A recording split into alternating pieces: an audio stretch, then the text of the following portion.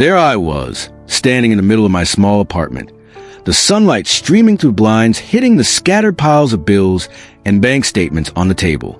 My phone buzzed again, relentless as ever, flashing names I hadn't wanted to see in months. Mom, Dad, Daniel. I didn't pick it up immediately.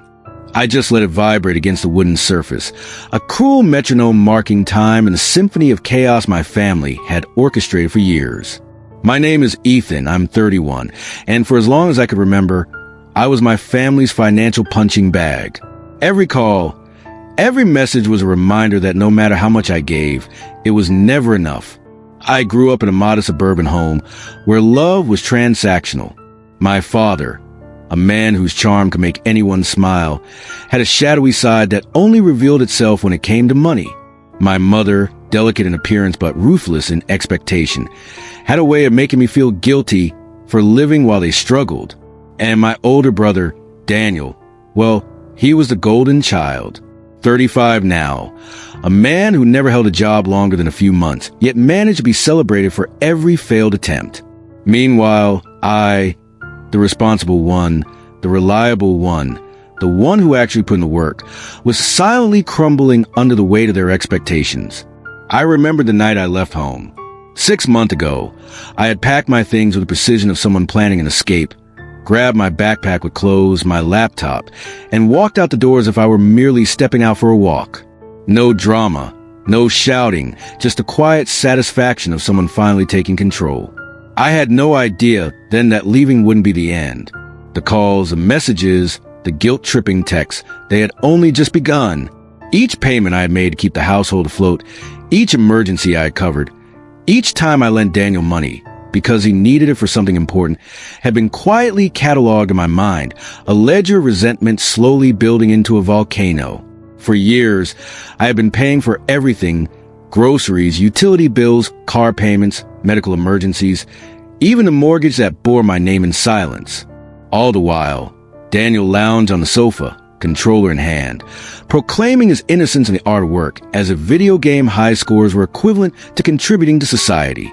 One night, after sending another round of money to cover yet another unexplained expense, I sat down with a glass of water, staring at the ceiling. My patience had limits, and my curiosity about where all the money went had grown insatiable. I realized that just walking away wasn't enough. If I truly wanted freedom, I had to know the truth. So I began collecting evidence. Every bank statement, every text message, every slip of paper that proved my relentless financial contributions. Each document was a brick in the wall I was quietly building between my past and my future. The first shock came when I checked the mortgage account. According to my bank, it was overdue by months. I had been sending money faithfully, but the payments were never reaching their intended destination. That realization hit me like a freight train. The betrayal wasn't just emotional, it was tangible. My family had been siphoning off money I had painstakingly earned. Suddenly, the anger that had been simmering for years boiled over into clarity. I consulted a lawyer, Naomi, someone highly recommended for cases involving financial abuse and family disputes. Naomi didn't flinch when I told her my story. Instead, she nodded knowingly. "You're not the first, and unfortunately, you won't be the last," she said. With her help, I began systematically documenting everything. The funds I had sent, the discrepancies, the patterns of manipulation that had characterized every interaction. The figure that emerged made me dizzy. Over the last 3 years, I had funneled nearly $90,000 into a household that had no intention of honoring the financial agreements I had assumed existed.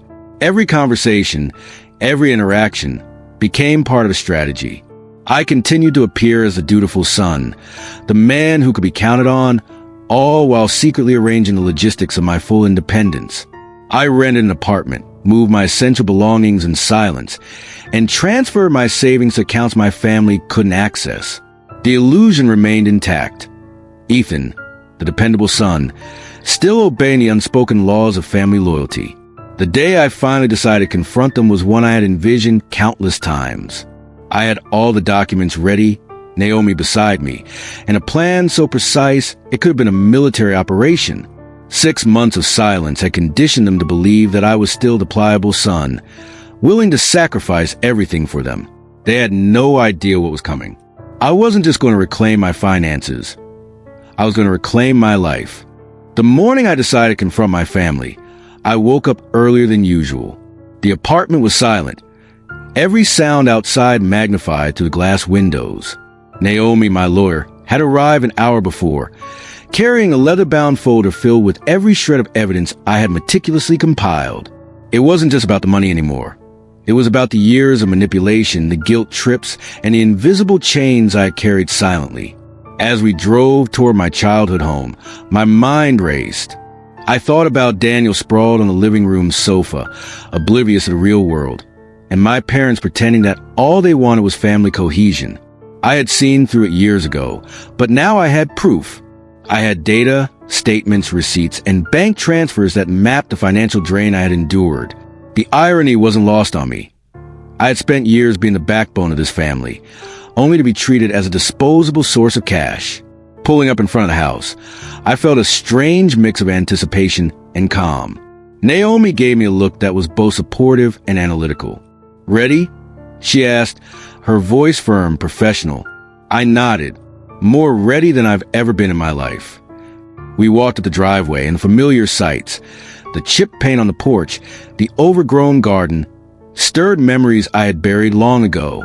My parents had thought that my absence had weakened me, that their barrage of calls and messages would eventually force me back into submission. Little did they know, everything had been leading to this moment. Opening the door, I was greeted by the usual chaos. Mom, as pristine and calculating as ever, was sitting in the living room with her hands folded, projecting an air of calm that barely concealed irritation. Daniel, predictably, was on the sofa, fiddling with his phone, acting as if he had no stake in what was about to unfold. Dad was in the kitchen, muttering under his breath while pretending not to notice me. I let them simmer in that tension for a moment, enjoying the quiet before the storm. Naomi stepped in, her presence a subtle but unmistakable signal that this wasn't going to be a simple conversation. I introduced her as my lawyer, and their expressions shifted almost immediately. Confusion, disbelief, and a hint of fear flickered across their faces. My parents were used to me bending, to quietly accepting their demands. But Naomi's presence disrupted that dynamic entirely. We moved to the living room, and I placed a folder on the coffee table. Each page represented years of exploitation. Bank transfers, credit card statements showing unexplained expenditures, receipts for luxuries that had been purchased while I was quietly footing the bills they pretended they couldn't cover. I could see Mom's jaw tighten, Dad's eyes darting nervously, Daniel finally looking up from his phone, as though suddenly realizing that his golden streak of effortless indulgence was at risk. Naomi began laying out the evidence with calm authority. "Mr. and Mrs. Langley," she said, "we have documented proof that funds designated specifically for the mortgage and household expenses were diverted for personal use. Over $90,000 has been unaccounted for, and according to the bank, payments have been overdue for several months despite consistent transfers from Ethan." Mom's face turned pale. Dad tried to speak, his voice shaky, but Naomi didn't let him interrupt. "This isn't about punishment," she continued. "It's about accountability. These actions constitute financial abuse and embezzlement, and the necessary legal procedures have already been initiated." I watched them squirm, not with vindictive pleasure, but with a sense of vindication. For years, I had been the silent observer, silently enduring their manipulations, quietly covering for Daniel's failures and their oversights. Now, the scales were balancing. Daniel attempted protest, his voice raised in indignation, but Naomi's calm, methodical explanations left him without a single leg to stand on. I leaned back in my chair, feeling a weight lift off my shoulders that I hadn't even realized I was carrying. It wasn't just a financial burden. It was a psychological manipulation, the constant guilt, the invisible chains of familial obligation that had restricted my life. I had been ready for years to reclaim control, and now, with concrete evidence, nothing could stop me. After hours of discussion, documentation, and silent, tense moments, my parents began to grasp the severity of the situation. Their pleas, their thinly veiled threats, and their attempts to guilt me into compromise fell flat. Daniel, who had spent his entire life as a privileged child, suddenly had to reckon with consequences he had never known. The realization that his inaction, combined with my parents' deceit, had put him squarely in the path of accountability, left him silent for the first time in years. Walking out of the house that day, I felt an unfamiliar but welcome sensation. Freedom. Not just financial freedom, though that was significant, but freedom from manipulation, from the invisible strings that bound me to a family that saw me as a resource rather than a son. I knew this was only the beginning, that the legal processes would be arduous, that emotions would flare, and that Daniel's resistance would not vanish overnight. But for the first time in my life, I felt in control. The drive back to my apartment was quiet. Naomi had nothing more to add. The initial groundwork had been laid. I looked out the window, watching the familiar streets pass by, and for the first time, I imagined a life where I didn't have to answer to their whims, where my efforts were my own, where my success wasn't overshadowed by someone else's incompetence. That evening, I sat at my desk, organizing evidence, making sure every document was in order, every calculation precise. I realized that this meticulousness, this attention to detail, had not only saved me, but would continue to protect me in the battles ahead. I also began drafting a plan for the future, a blueprint for financial independence and personal growth that would ensure that nothing and no one could manipulate me again. In the quiet of my apartment, surrounded by papers, spreadsheets, and receipts, I felt a strange serenity. The storm had not yet passed, but I had found the calm center where I could finally breathe, plan, and prepare. And in that moment, I knew that my story was no longer one of silent suffering, but of deliberate action, resilience, and the pursuit of a life unshackled from exploitation. The days that followed were a whirlwind, though I kept my composure as best I could. Each morning, I checked the bank statements, ensuring that every single transaction aligned with the evidence Naomi had meticulously gathered. The realization that my parents had been siphoning money I had sent specifically for the mortgage gnawed at me, but I refused to let it consume me. Instead, I channeled it into precision. Every receipt, every bank transfer, every discrepancy became a weapon. I wasn't seeking revenge in the petty sense. I was reclaiming what was mine and asserting the boundaries that should have existed years ago. Naomi handled most of the communications with the bank and other financial institutions. I stayed informed but avoided letting emotions take the wheel. They were professionals, and they operated with a clarity and efficiency that I admired. Meanwhile, I continued to maintain appearances, sending small, calculated responses to my parents' incessant texts, pretending to be overwhelmed or hesitant. Little did they know, I had every intention of seeing this through to the end. One afternoon, as I sat at my kitchen table reviewing a particularly troubling batch of credit card statements, I realized how deep the manipulation ran. Luxurious trips, electronics, fine dining, all purchased while they painted themselves as struggling, desperate parents in need of my generosity. Daniel had received small, regular transfers for months while telling me he couldn't even afford the basics. The picture was infuriating, but more than anything, it was clarifying. Every false narrative, every plea for just a little more help had been documented, and now it was impossible for them to rewrite the past. By the end of the first week, Naomi suggested sending a formal notice. It wasn't just a threat, it was a statement of facts. The document outlined the missing funds, the discrepancies in payments, and the legal consequences of continued deception. I remember sitting in my apartment, watching the sunlight streak across the floor, realizing that this was the first time in my life that I wasn't just reacting. I was controlling the narrative. When the notice arrived at their house, I didn't expect a calm response. Instead, the calls began again, frantic, emotional, pleading. They didn't understand that this wasn't about anger. It was about accountability. Daniel called, voice trembling with panic, asking me to meet in person to talk things out. My response was measured, cold. Everything would be discussed in the presence of Naomi. There would be no backroom deals, no manipulation. This was the first step toward transparency. The day of the official meeting, I arrived early. Naomi and I entered the living room, documents in hand, and for the first time, the dynamic had completely shifted. My parents looked uneasy, their carefully constructed facade faltering. Daniel fidgeted on the sofa, avoiding eye contact, the weight of responsibility suddenly pressing down on him.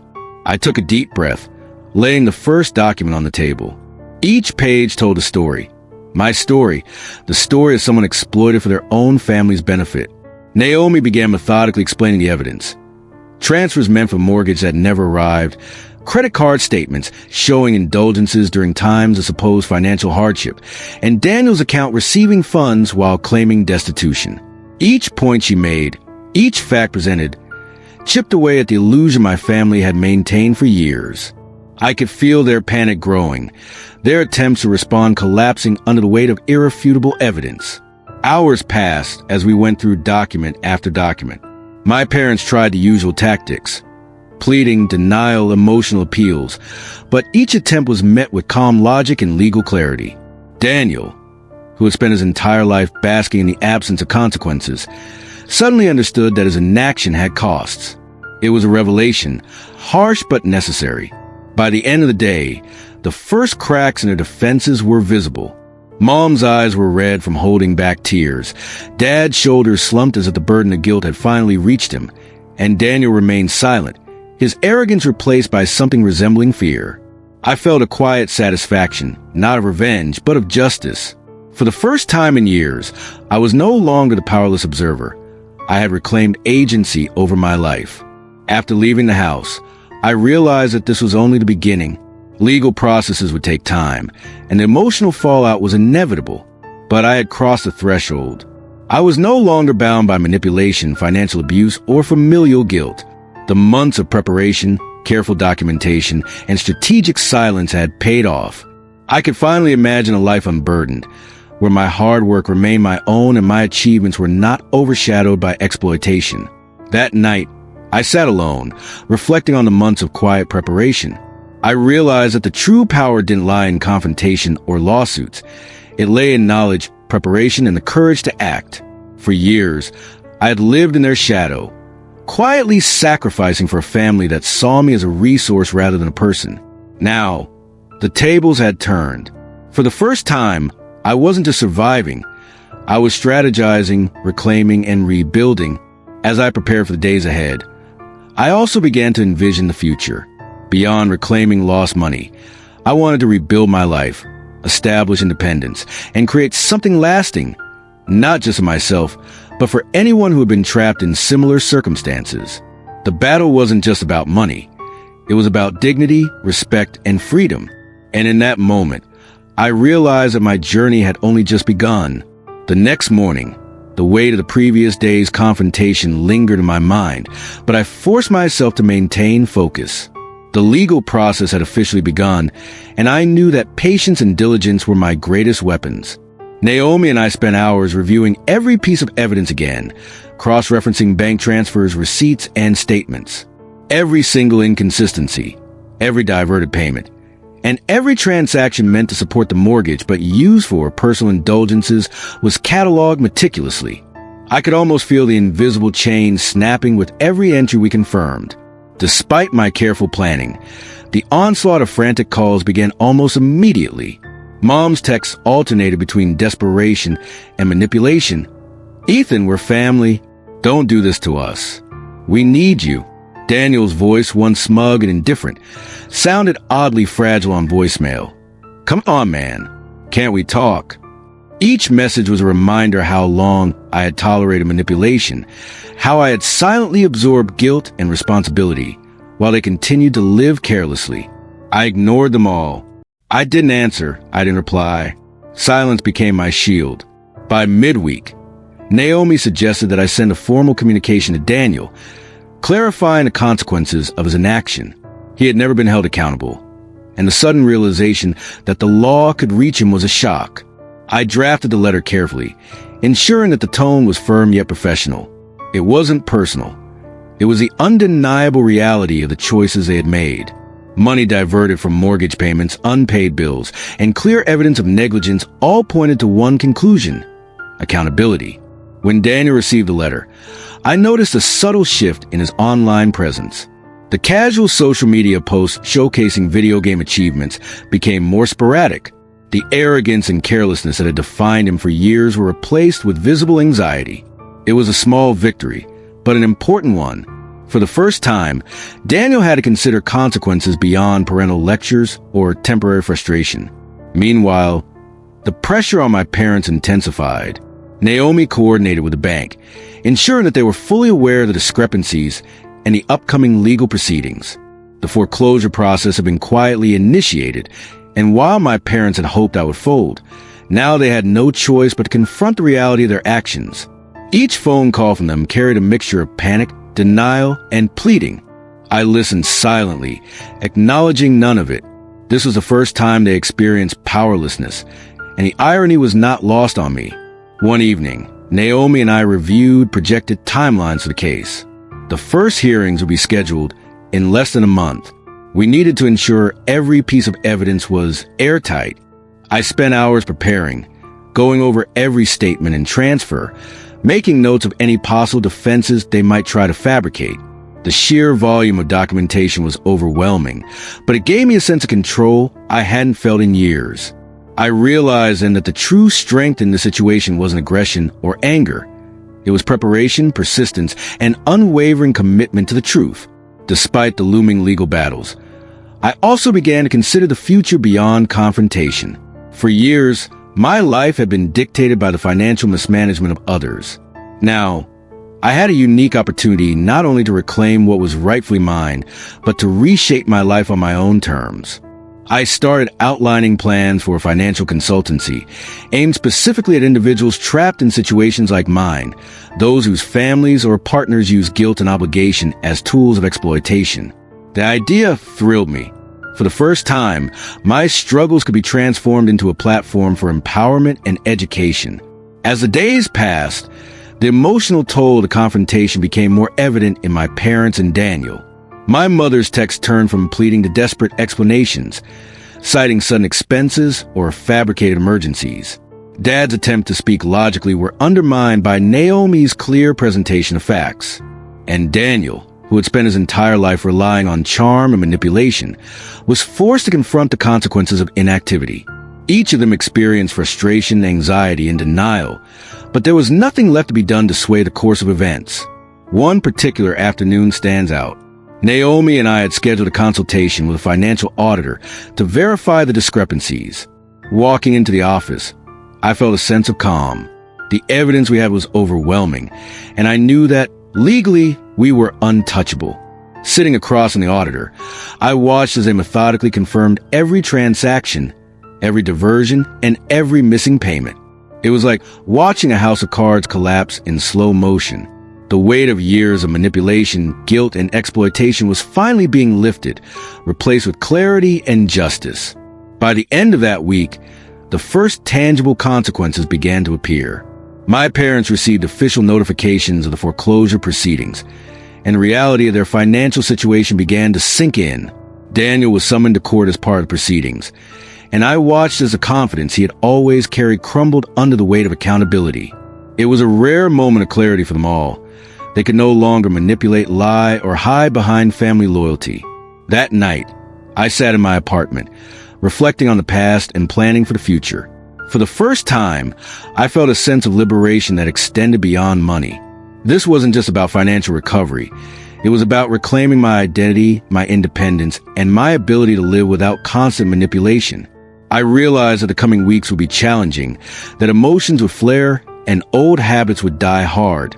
But I felt ready. Finally, I was no longer a silent victim.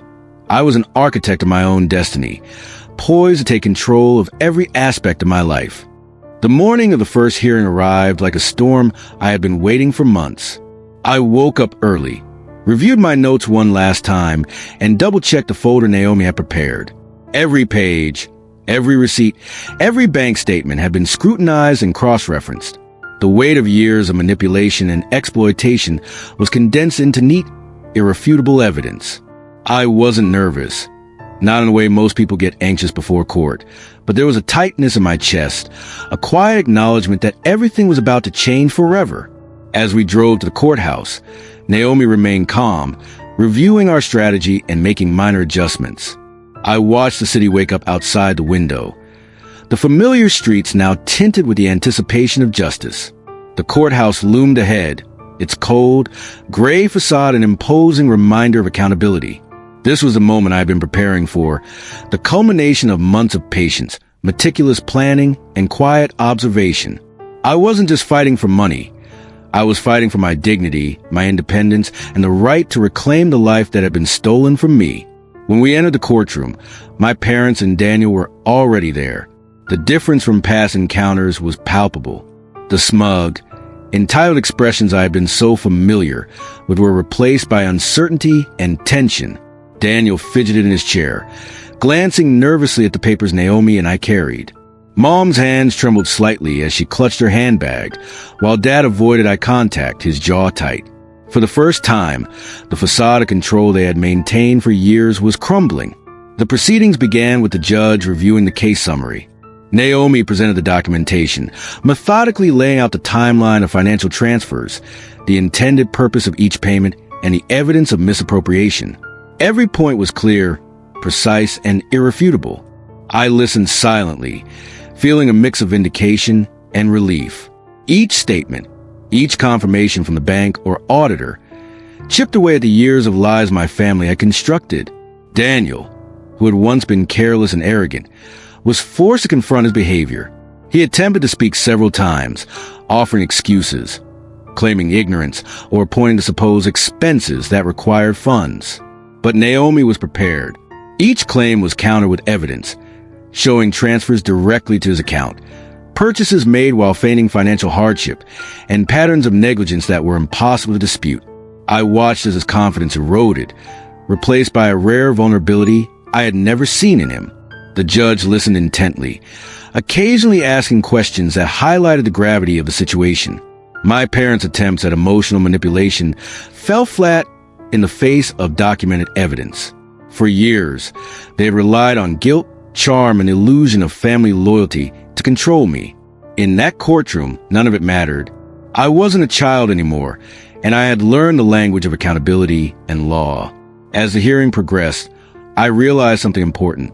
This wasn't just about reclaiming money. It was about setting boundaries that had never existed. I could see it in my parents' eyes, the realization that their behavior had consequences. Daniel, who had coasted through life on the effort of others, was finally understanding the weight of responsibility. It was uncomfortable, even painful, but necessary. For the first time, justice was personal, tangible, and inevitable.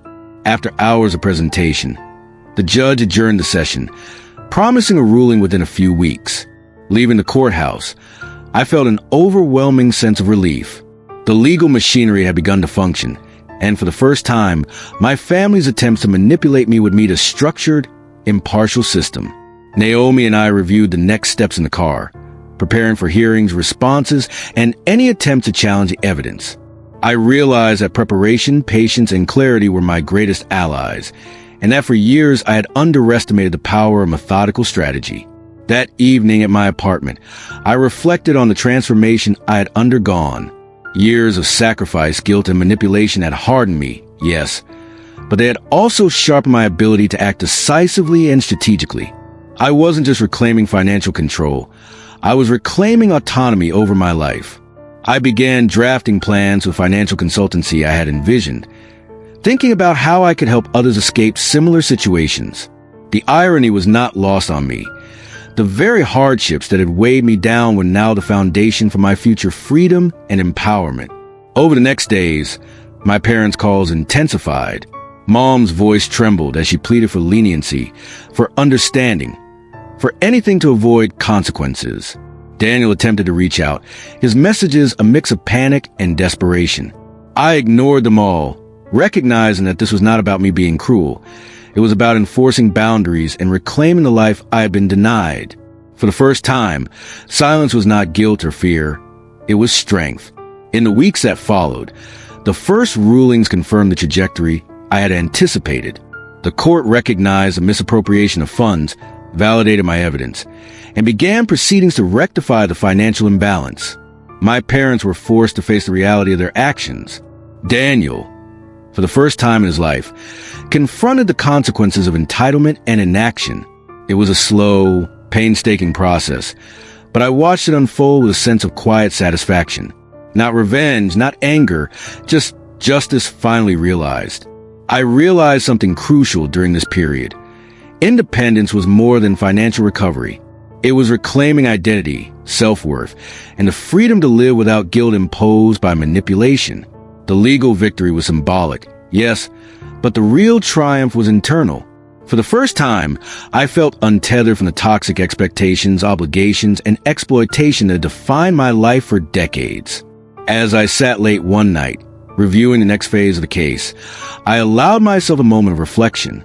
The confrontation had been inevitable, the planning meticulous, and the consequences unavoidable. But through it all, I had maintained my dignity, clarity, and strategic focus. The future I was building was no longer dictated by others. It was my own. And in that realization, I found a sense of peace I had never known. After the initial courtroom proceedings, I returned to my apartment with a renewed sense of purpose. The first hearing had gone as planned. The judge had acknowledged the meticulous documentation Naomi and I had prepared, and the process was officially in motion. But as much as I had gained in legal leverage, I knew the real battle was not just in court. It was in reclaiming my life. For years, my days have been dictated by financial obligation, constant worry, and the silent manipulation of my family. Now, I had the rare opportunity to reclaim every ounce of control. The first thing I did was reorganize my finances. For years, I had been diverting funds to pay for the mortgage, utilities, and Daniel's indulgences while keeping myself afloat barely. Now, the money that had been sent away, money I had earned with sweat, sleepless nights, and careful budgeting, was finally mine to manage. I started planning investments, setting aside funds for my new venture, and creating a personal emergency reserve that would allow me to operate without fear being coerced again. Each calculation, each transfer, felt like reclaiming a piece of my own life that had been stolen from me. The business idea had been forming in my mind for months. A consultancy focused on financial literacy and independence for individuals trapped in manipulative or abusive relationships. It was more than a business plan. It was a personal mission. I began drafting the structure of the company, identifying key services, and outlining seminars, workshops, and online courses that could reach people worldwide. Every time I considered a potential client, I imagined the relief on their faces when they finally understood that they had options, that they could reclaim control over their finances and their lives. Meanwhile, the legal process continued. Each session in court revealed more layers of deception from my parents. They attempted to fabricate expenses, claim financial hardship, and even argue that their entitlement was justified by parental obligations. But the evidence was undeniable. Bank transfers, receipts for luxuries, and even Daniel's own account statements left no room for manipulation. It was almost surreal to watch the facade they had maintained for decades crumble piece by piece. Each document we presented, each witness statement, strengthened my position, and yet I remained calm, observing the reactions of my family with an analytical, rather than emotional response. In parallel, I began focusing on my personal growth. For years, my identity had been intertwined with my role as a provider, as a caretaker for people who were never accountable. I had neglected my passions, my social connections, and even my basic needs because I was consumed by responsibility. Slowly, I reintroduced balance into my life. Early morning runs, regular meals, and quiet evenings reading became my new rituals. They were small acts, but profoundly symbolic. For the first time, my days were mine, not dictated by the expectations of those who had exploited me. The emotional toll of the process, however, was undeniable. I found myself reflecting on the paradoxical feelings of attachment and resentment. My parents and Daniel had been my family, yet they had betrayed the most basic principles of trust and respect. It was a painful realization that familial bonds could not excuse financial exploitation. But with Naomi's guidance and the structured routine I had established, I processed these feelings methodically. I documented instances of emotional manipulation alongside financial misconduct, recognizing the patterns that had defined my life for decades. One afternoon, while reviewing potential marketing strategies for my consultancy, I received a call from a woman named Clara, a distant relative who had always been supportive but sidelined by my parents' manipulations. She had heard of the proceedings and wanted to offer her encouragement. Her voice carried genuine empathy, a stark contrast to the calculated pleas I had endured from my parents. She expressed interest in collaborating on community workshops, spreading awareness about financial abuse in familial settings. I felt a surge of motivation. This was exactly the kind of engagement that could amplify the purpose of my venture beyond mere profit. It was about impact. Weeks turned into months, and the legal wheels continued to turn. The court ordered a detailed audit of my parents' finances, which revealed even more discrepancies. It became clear that the house, their spending, and Daniel's lifestyle had been sustained at my expense for years. The realization that I had been systematically exploited reinforced my resolve. But now, armed with knowledge, preparation, and legal authority, I was no longer vulnerable. I was empowered. During this time, I began formalizing consultancy. I registered the company, designed branding, and built a digital platform to reach clients who, like me, had been trapped in financially abusive relationships. Every element of the business, from website content to core structure, was informed by personal experience. I drew upon the emotional lessons of my journey, the importance of evidence, the power of boundaries, and the necessity of strategic action. The consultancy became an extension of my liberation, a tangible demonstration of how adversity could be transformed into empowerment. By the time the next court date arrived, I had fully integrated my professional aspirations with the legal battle.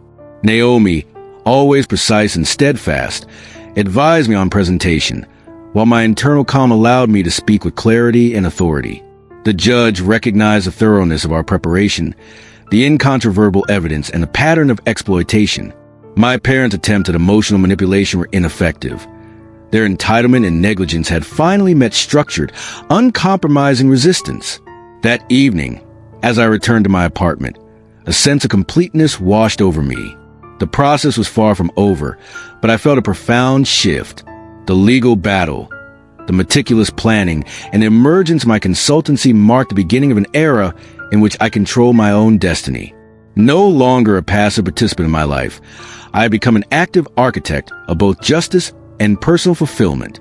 The day the court finally delivered its ruling arrived with an unexpected quietness. It was not the chaos I had imagined. The shouting, the hysteria, the tension-filled courtroom dramas from movies, but a stark, cold clarity. Naomi and I arrived early, the folders filled with evidence at my side like armor. The atmosphere in the courthouse was tense, but I felt an internal calm. For years, I had prepared for this moment, and now, every late night, every meticulous record, every moment of restraint had led to this point. I was ready. My parents and Daniel arrived separately, their faces betraying layers of anxiety and barely concealed fear. Mom tried to maintain a semblance of control, smoothing her blouse, adjusting her hair, but her hands shook. Dad avoided eye contact entirely, and Daniel, normally loud and careless, appeared smaller somehow, hunched, hesitant, uncertain. They had always relied on my patience, my guilt, my silent compliance. For the first time, none of that would work. They had no leverage left. The judge entered and began to read the verdict. Every word resonated with years of suppressed frustration, vindication, and justice. The court ruled in my favor. The funds I had sent over the years, intended specifically for mortgage payments and essential household expenses, had been misused and misappropriated. The mismanagement, coupled with the fraudulent reporting of payments, constituted clear financial abuse. I had been exploited under the guise of family loyalty, and the law recognized it. The consequences were immediate and severe for my parents. The house, once a symbol of stability and supposed family unity, was to be sold, and the proceeds were to be used to reimburse me for every unauthorized expense. Daniel's casual disregard for responsibility, which had been tolerated and even celebrated by my parents, was now directly linked to the court's findings. The judge's decision made it explicit. No more evasion, no more excuses. Accountability had arrived. Watching my parents absorb the verdict was surreal. Mom's face turned pale. Her lips trembled as she realized that years of manipulation had crumbled in front of her eyes. Dad's posture slumped, his shoulders heavy as the reality set in. Daniel's jaw tightened, his eyes darting nervously. For the first time, they understood the consequences of their actions, not in theory, but in undeniable, structure reality. The power dynamics that had dominated our family for decades had shifted irrevocably. Leaving the courthouse, I felt a profound mixture of emotions. Relief, certainly, but also a quiet, measured satisfaction. I was free. The financial burden that had weighed on me for years was lifted, replaced not just by money but by autonomy. More importantly, the emotional manipulation that had dictated my decisions for decades was finally nullified. I realized that freedom is not merely the absence of responsibility for others' failures, but the presence of self-determination. Back at my apartment, I began the process of transitioning fully into my new life. The money reimbursed by my parents allowed me to solidify the foundation of my consultancy, hire staff, and expand our programs.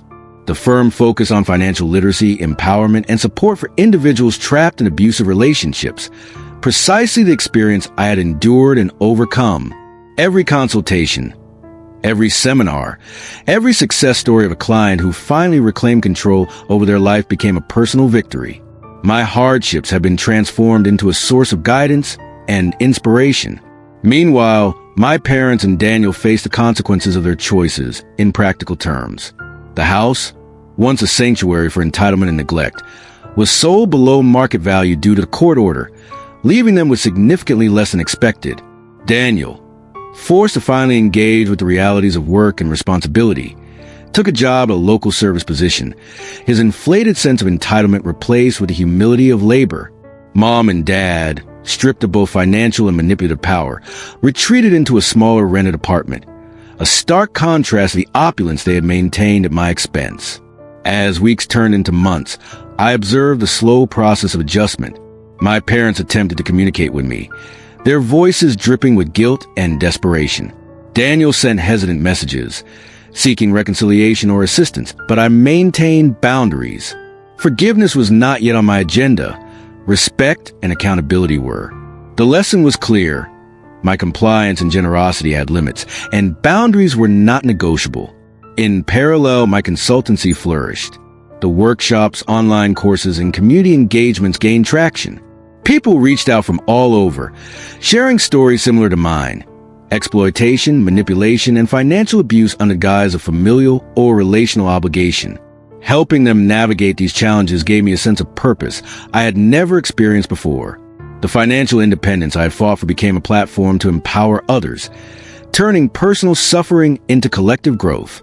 One afternoon, a message arrived from an old family acquaintance, someone who had witnessed my parents' behavior for years but had remained silent out of fear or complicity. They expressed admiration, relief, and gratitude for my courage in confronting injustice. I realized that my actions had ripple effects, challenging the culture of silence and enabling others to take control of their circumstances. This was the intangible victory, the societal impact that extended beyond personal restitution. Looking back, I understood the profound transformation I had undergone. I had moved from a state of silent compliance to empowered action, from exploitation to autonomy, from guilt to strategic clarity. The years of emotional and financial abuse had been catalysts, forcing me to develop resilience, foresight, and discipline. My parents and Daniel, once dominant figures in my life, had lost their unchallenged influence. The scales of justice, both legal and personal, had finally balanced. In the quiet moments, I reflected on the broader meaning of this journey. Independence is not merely about money or legal victories. It is about reclaiming identity, dignity, and agency. It is about recognizing patterns of abuse, setting boundaries, and transforming adversity into empowerment. I had not only recovered what was taken from me, but I had also created a structure that ensured I would never again be subjected to manipulation or exploitation. By the end of this period, the consultancy was thriving, my finances were stable, and my emotional state was unshakable. The legal battle had ended, but its lessons had been integrated into my life permanently. I had become a person who acted decisively, strategically, and with clarity. I was no longer a passive participant in the life my family dictated. I was the architect of my own destiny. The most powerful realization settled over me. True freedom is not the absence of challenges, but the presence of control, foresight, and resilience. I had fought, documented, and prevailed, not out of revenge, but out of the desire to reclaim my life and to build something meaningful beyond the limitations imposed by others. And in that, I found a serenity that was more satisfying than any monetary compensation could ever provide. With the court's ruling finalized and the financial restitution secured, my life entered a phase I could only describe as unprecedented freedom. The weight that had pressed on my shoulders for years, decades really, was lifted. For the first time, I could make decisions solely for myself, without second-guessing whether my actions would be twisted into obligations by my family. The independence I had fought for, meticulously documented and defended, was no longer theoretical. It was tangible, palpable, and completely mine. I began structuring my consultancy as if I were building a city from scratch. Every department, every service, every process was a reflection of the lessons I had learned through exploitation and betrayal. Our primary focus was clear: to provide people trapped in financially abusive relationships the tools, knowledge, and strategies to reclaim their independence. Workshops, one-on-one consultations, online courses, and interactive webinars became the pillars of our operation. I was no longer merely surviving. I was creating, innovating, and empowering others to survive as well. Hiring the first team was a moment of both excitement and caution. I wanted people who understood the subtlety of financial abuse, not just accountants or financial advisors, but individuals who could empathize, guide, and strategize. Naomi, my lawyer, continued to serve as a consultant, ensuring the legal framework of our services was sound.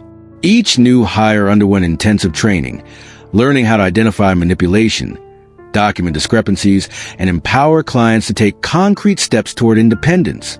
Slowly but surely, the consultancy became a well-oiled machine, turning stories of despair into actionable strategies for liberation.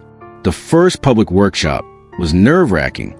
I stood in front of a small group of people, each facing their own struggles, some from familial abuse, others from controlling relationships.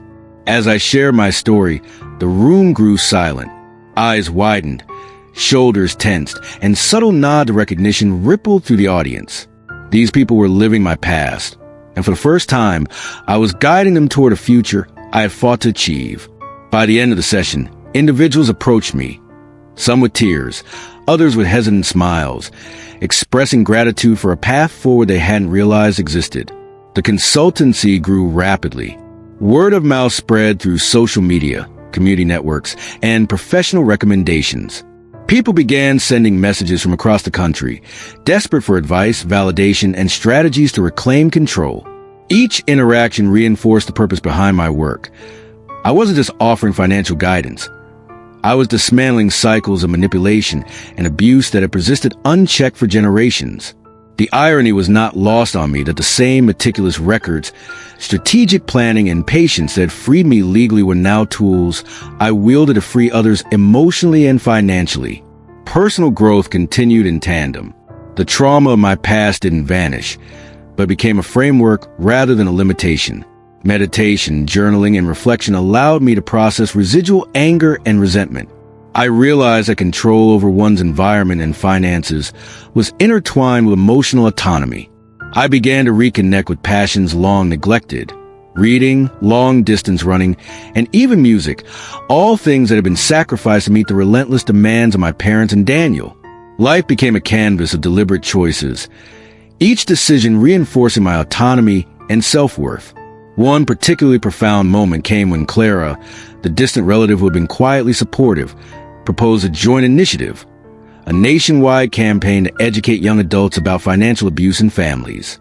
The program aimed to provide actionable steps, legal advice, and practical exercises to prevent manipulation before it became entrenched. I embraced the idea immediately, recognizing potential to extend the impact of my experiences beyond personal consultation.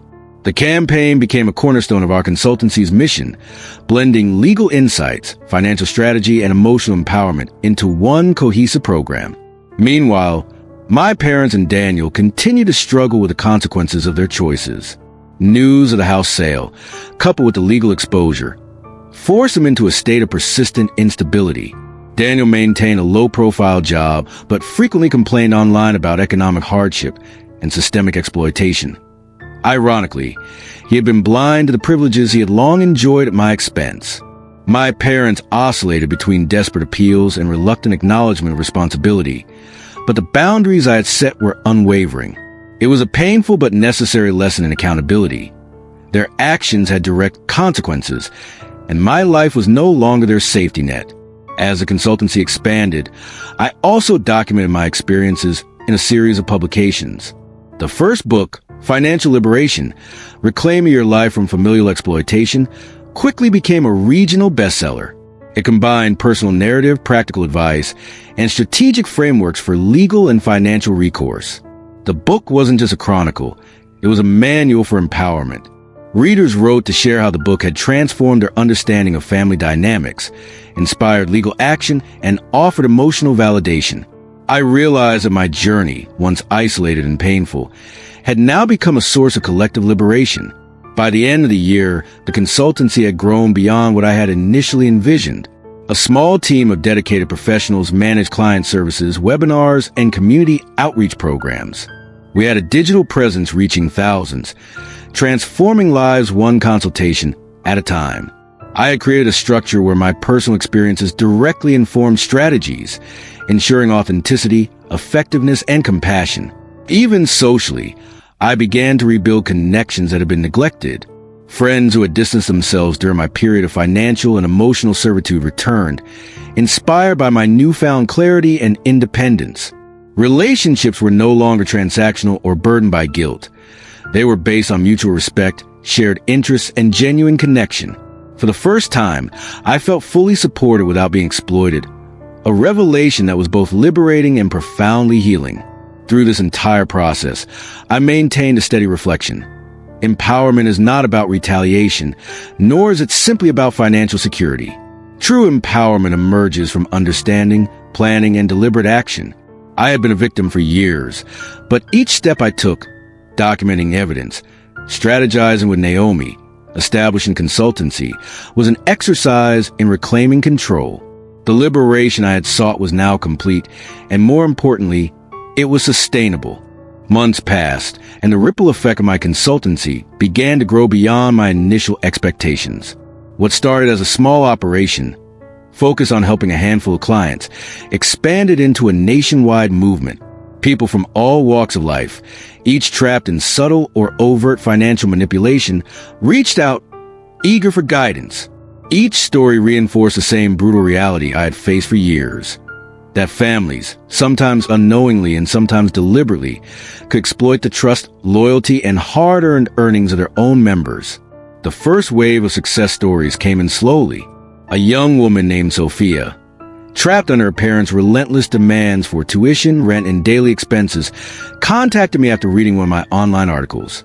She had quietly been siphoning her own income to support them, believing it was her moral obligation. Through our sessions, we documented her financial contributions, identified patterns of abuse, and devised a step-by-step plan for reclaiming her independence.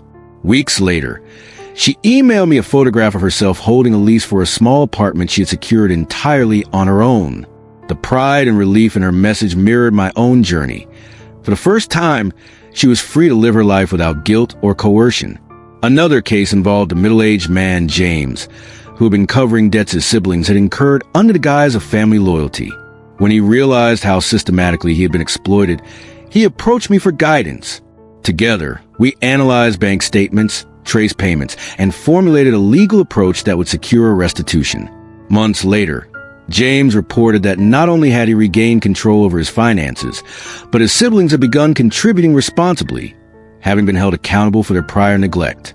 These stories reinforce a profound truth I had internalized. Abuse thrives in silence, but once exposed, accountability changes behavior. Public speaking became an increasingly important part of my work. I traveled to conferences, universities, and community centers, sharing my story in detail and providing tools for others to reclaim autonomy. My presentations combine legal strategies, financial planning, and psychological insights, offering a holistic approach to a problem often misunderstood or minimized. Each talk, each workshop, was not just about imparting knowledge. It was about validating the experiences of those who had suffered silently, often believing their loyalty or love justified the exploitation they endured. The media began to take notice. Podcasts, financial journals, and local news outlets requested interviews. My story resonated with a broad audience because it was grounded in lived experience rather than abstract theory.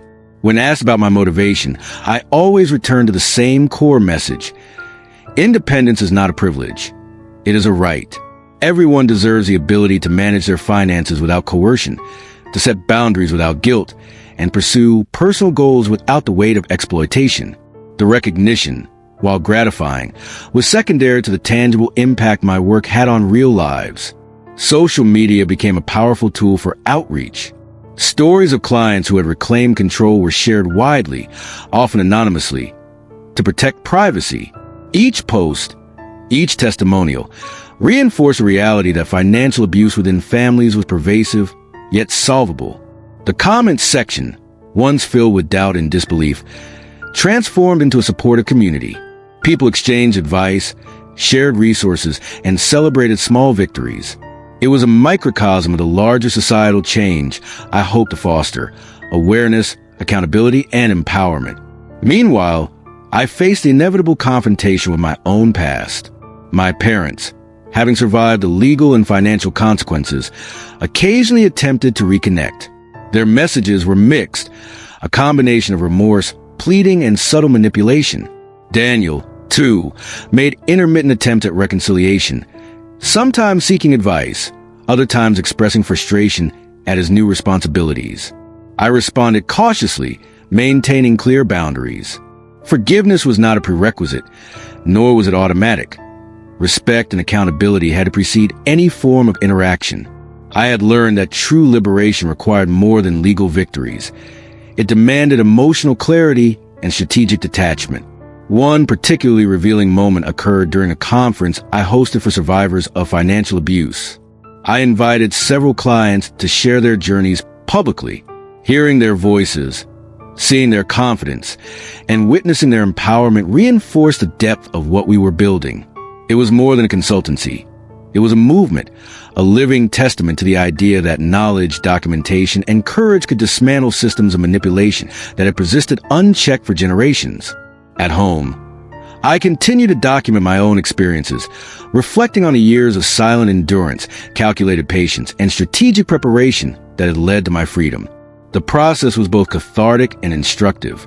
Writing, speaking, and teaching allowed me to transform trauma into a tool for change. I realized that my story was not merely personal. It was universal. Families, relationships, workplaces, anywhere power could be exploited, harbored dynamics that mirrored my past. Addressing these dynamics required a combination of awareness, strategy, and courage, and that was precisely what I provided. By the end of this period, the consultancy had evolved into a multifaceted organization. Legal consultations, financial planning sessions, workshops, and publications operated synergistically to empower individuals and educate the broader community. I had become a recognized authority on financial abuse within personal relationships, not because I sought recognition, but because my expertise was rooted in lived experience. The empowerment of others became both a mission and a personal affirmation. The suffering I endured was transformed into a force for systemic change. Reflecting on the journey, I understood the profound lessons embedded in my past. True liberation requires more than confrontation. It requires strategy, resilience, and foresight. Exploitation thrives in silence and compliance, but it can be dismantled through preparation, documentation, and assertive action. My personal victory had extended beyond financial restitution. It had become a blueprint for collective empowerment, a testament to the power of autonomy, and a guide for those still struggling under oppressive circumstances. Even as my consultancy thrived and my life expanded in ways I had only dreamed of, the shadow of my family's past manipulations lingered, like a ghost that refused to leave quietly. I knew that to truly close this chapter, I had to confront them one final time. Not with negotiation, not with compromise, but with full clarity, authority, and the weight of truth on my side. For months, I had documented every interaction, every expenditure, every subtle manipulation, and every financial discrepancy. I wasn't just preparing for a legal battle. I was preparing for a reckoning that would sever the lingering ties of exploitation once and for all. The first step was careful observation. I didn't answer calls immediately. I didn't respond to messages. I allowed the tension to mount, letting them assume that the passage of time had softened me. They believed I was still the pliable, guilt-ridden son they had always relied upon. Daniel occasionally sent texts with half-hearted attempts at connection, peppered with excuses about his failures and veiled criticisms of my independence. My parents oscillated between thinly veiled threats and tearful pleas, trying to manipulate my sense of morality, but I was unshakable. The years of strategic planning had cemented my resolve. The past could no longer dictate my future. When the day of the confrontation arrived, I approached it like a professional presentation, calculated, precise, and deliberate. I parked in front of the old family home, the same place where I had endured years of subtle coercion and blatant exploitation. Naomi, my legal consultant, accompanied me, folder in hand, her calm presence reinforcing my confidence. I walked to the door, my pace steady, my mind clear. This wasn't about revenge. It was about justice, clarity, and the final severing of the chains that had bound me. As we entered, the air was thick with tension. My parents froze at the sight of Naomi, confusion and irritation etched into their faces. Daniel, sprawled on the sofa as always, looked up nervously, instinctively recognizing that the dynamic had shifted irreversibly. I didn't speak immediately. I let the moment linger, letting them process the reality. I was no longer a passive participant in their narratives. I was a force of accountability, fully prepared and fully informed. Naomi laid out the evidence systematically. Each document, each record, each bank transfer meticulously organized and verified. The mortgage payments, the luxury expenditures, the inconsistencies, they were all laid bare. My parents stuttered, their attempt at explanation collapsing under the weight of undeniable proof. Daniel's protests were weak, fueled more by panic than rationale. For the first time, their arguments held no power. Words like family loyalty and "you'll ruin us" no longer carried any leverage. The scales of power had shifted irrevocably. I walked through each transaction, each misused payment, and each attempt at manipulation, articulating the reality they had created. It was not accusation. It was exposure. By the end, silence dominated the room, punctuated only by the occasional muttered acknowledgement or hesitant glance exchanged between them. They had lived in a world where guilt and obligation controlled me. Now, they faced a world where transparency and truth controlled them. With the confrontation complete, I made my position clear. Boundaries were non-negotiable. I would continue to operate independently, and any attempt to exploit, manipulate, or guilt me would be met with legal enforcement. The old dynamics were dead, replaced by clarity, structure, and unshakable sense of autonomy. I left that day with a sense of profound relief, knowing that this final confrontation had removed the last psychological lever they had over me. Returning to my own life, I poured renewed energy into consultancy. The stories of my clients, the measurable impacts of our strategies, and the growing recognition of our work reinforced the significance of every step I had taken. The consultancy had become a beacon of empowerment for those trapped in cycles of abuse. Each success story, each liberated individual, was a reminder that my struggle had not been in vain. Even socially, my life flourished. Friendships, long neglected during years of financial servitude, deepened and expanded. I engaged with mentors, collaborators, and peers who respected autonomy, integrity, and the pursuit of personal growth. I traveled, explored hobbies, and immersed myself in projects that had once seemed impossible under the constant weight of obligation. Life had become a landscape of deliberate choice, unburdened by fear or manipulation. I also focused on education and outreach, speaking at universities and conferences, authoring additional publications, and expanding online resources allowed my story to reach a wider audience. I emphasized not only the legal and financial strategies necessary to reclaim autonomy, but also the emotional fortitude required to enforce boundaries and sustain independence.